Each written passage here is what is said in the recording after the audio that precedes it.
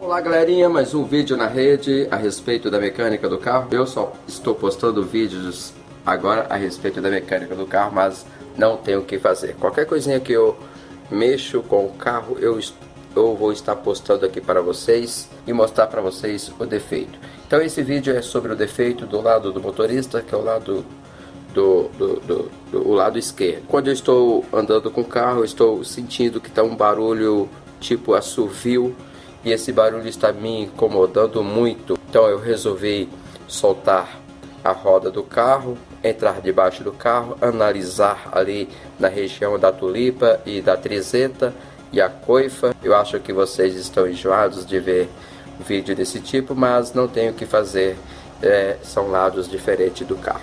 Vou estar mostrando para vocês e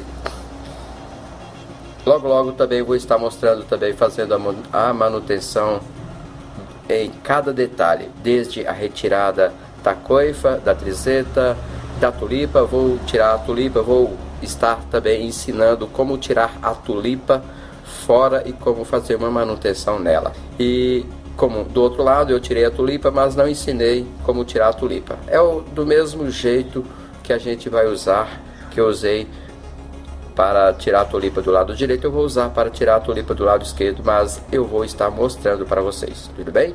E não esqueça de, antes de entrar debaixo do carro, ver se o cavalete está ok. Use cavalete, não use o macaco, porque o macaco pode não aguentar o peso do carro.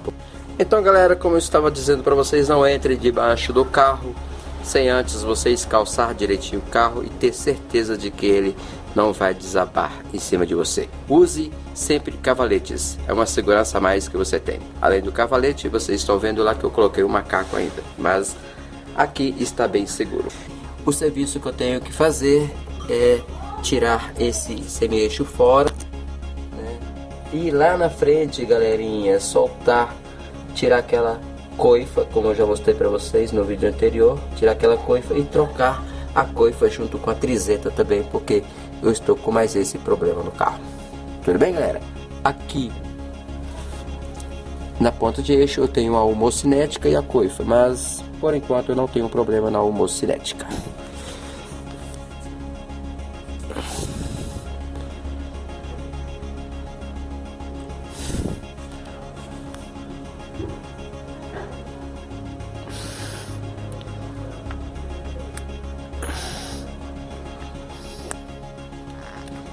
Aqui tá tudo ok. Tá tudo ok, galera.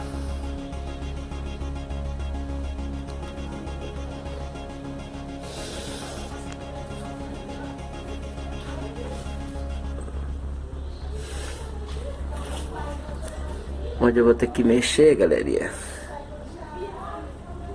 é aqui, ó. Eu vou ter que tirar essa coifa fora. Vou ter que tirar essa coifa fora, trocar a coifa e a trizeta junto.